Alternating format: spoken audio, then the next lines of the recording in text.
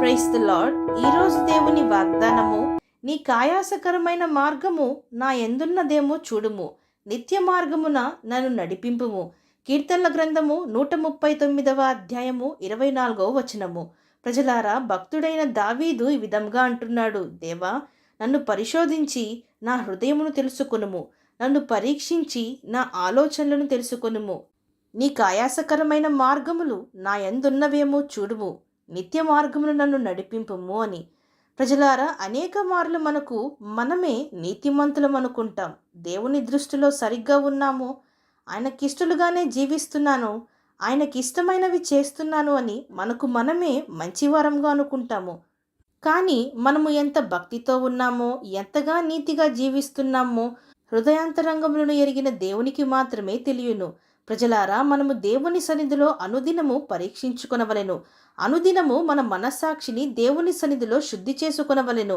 అనుదినము ఆయన రక్తంలో కడుగబడవలెను. అనుదినము నూతనమైన వ్యక్తులుగా మారుతూ, అనగా ప్రకృతి సంబంధుల నుండి, శరీర సంబంధుల నుండి, లోక సంబంధుల నుండి ఆత్మానుసారులుగా, దేవుని బిడ్డలుగా, పరలోక రాజ్య సంబంధులుగా మనము తీర్చబడవలెను, మార్చబడవలెను. ఈ మార్పు ఒక్కరోజులో రాదు గాని దినదినము క్రమక్రమేణా మనము క్రీస్తు బిడ్డలుగా, ఆయన అనుచరులుగా మార్చబడాలి. అందుకు మనము ఎప్పుడో మారు మనసు పొందాము కదా, చాలును అని అనుకుంటే సరిపోవునా? మందిరమునకు ఎప్పుడో వెళ్తున్నాము, లేక వారములో 1 రోజు 2 రోజులు వెళుతున్నాము కదా అని అనుకుంటే సరిపోవునా? లేక ఎప్పుడో ప్రార్థన చేసుకొనుచున్నాము కదా, లేక ప్రతి ఉదయమును ప్రార్థన చేసుకుంటున్నాము అని అనుకుంటే సరిపోవునా? అలాగుననైతే మనము ఆధ్యాత్మిక జీవితంలో ఎక్కడ ఉన్నామని ఎలాగున తెలియను? దేవుడు మనకంటూ కలిగిన ఉద్దేశములు, లేక ఆయన మనము ఈలాగున ఉండాలని కలిగియున్న దేవుని ఆలోచనలు ఎలాగున మనము నెరవేర్చుదుము? లేక మన హృదయంలోని మస్తును, చెత్తను, మాలిన్యమును తీసివేసుకొనక అలాగుననే ఎంతకాలము పేర్చుకొందుము? ఎంతకాలము పాపము చేసేమన్న అపరాధ భావముతోనే జీవించుదుము? ఎప్పుడు ఉజ్జీవింపబడుదుము? గనుకనే భక్తుడు అంటున్నాడు, దేవా, నన్ను బాగుగా పరిశోధించుమయ్యా, నా హృదయమును పరిశోధించుము, నన్ను పరీక్షించుము. నీకు ఏవైతే వ్యతిరేకంగా నాలో ఉన్నాయో, నా ఆలోచనలు, హేయక్రియలు, ఆయాసకరమైన మార్గములు అన్నిటినీ పరీక్షించుము దేవా. వాటి నుండి నన్ను విడిపించి నిత్య మార్గమును నన్ను నడిపించుము అని దేవునికి ప్రార్థించెను. ప్రజలారా, ఇలాంటి ప్రార్థన మనమును కలిగి ఉండవలెను. అనుదినము మనము దేవుని సన్నిధిలో పరీక్షించుకొనవలెను. ఎందుకనగా అనుదినము ఈ లోకంలో మనము జీవిస్తున్నాము.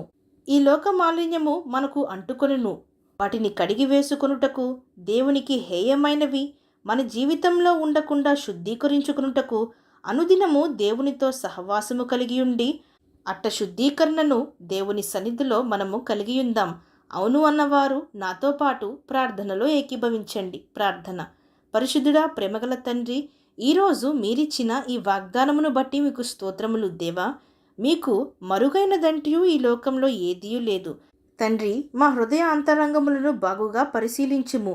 మీ పరిశుద్ధ అగ్నితో మాలో ఉన్న చెత్తను దహించివేసి మీ రక్తంలో కడిగి శుద్ధీకరించమని వేడుకుంటూ, అనుదినము మీ సన్నిధిలో మమ్మను మేము పరీక్షించుకొని సరిచేసుకొనుటకు మాకు సహాయము దయచేయమని ప్రార్థిస్తూ, సమస్త మహిమాగంతులు మీకే చెల్లిస్తూ ప్రభువైన యేసుక్రీస్తు నామం పేరట అడిగి వేడుకొనుచున్నాం పరమ తండ్రి.